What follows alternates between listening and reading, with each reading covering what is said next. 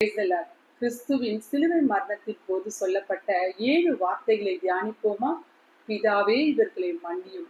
பாவத்திலிருந்து மீட்கப்பட தேவ கோபத்தை நீக்குவதற்கு மன்னிப்பு அவசியம்.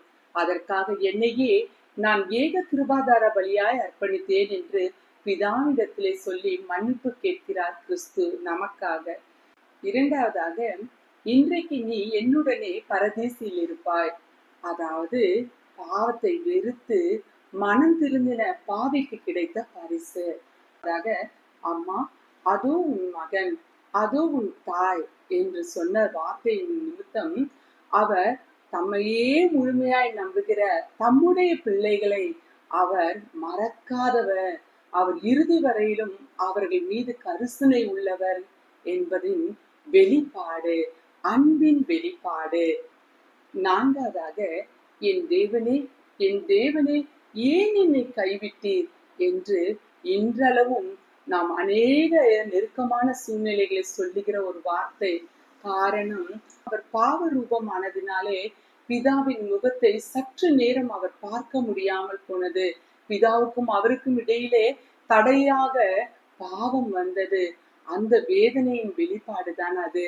அதனால இன்னைக்கு ஒருவேளை தள்ளப்பட்டவர்கள் போல தனிமையில் இருக்கிற உங்கள் வேதனையும் அவர் சிலுவை மரணத்தின் மூலமாக அனுபவித்தார். இரண்டாவதாக, தாகமாய் இருக்கிறேன் என்று சொல்லி அவர் முழு மனிதனாய் பிறந்திருந்ததை வெளிப்பாடாய் இருந்தாலும் உண்மையிலேயே நான் ரட்சிப்புக்கான மீட்புக்கான பணயத்தை செலுத்திவிட்டேன், ஆனால் இனி என் தாகம் எல்லாம் எப்படியான மனுக்குலம் முழுவதும் ரட்சிக்கப்பட வேண்டும் என்ற ஆத்ம தாகத்தை அவர் வெளிப்படுத்தினார்.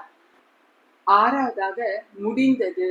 ஆம், நம்மளுடைய பாவத்தின் சம்பளமாகின மரணம், சாபம் எல்லாவற்றிலிருந்தும் அவர் நம்மை மீட்டெடுத்து விட்டார். இனி அந்த காரியங்கள் நம்மளை தொடரப் போவதில்லை என்பதற்கு அவர் ஒரு முற்றுப்புள்ளி சிலுவை மரணத்தின் மூலமாய் கொடுத்து விட்டார். அது மாத்திரமல்ல, தேவனுடைய சித்தத்தை நிறைவேற்றி முடித்தேன் என்று சொல்லி முடிந்தது என்று சொன்னார். ஏழாவதாக, பிதாவே, உன் கைகளில் என் ஆவியை ஒப்புவிக்கிறேன் என்று சொன்னார். அதற்கு காரணம், இந்த வார்த்தை சங்கீதம் 31:5 இது யூதர்களின் விண்ணப்பம். யூதனாகிய ஒவ்வொருவரும் தேவனிடத்தில் அனுதினமும் ஜெபிக்கிற விண்ணப்பம் இது.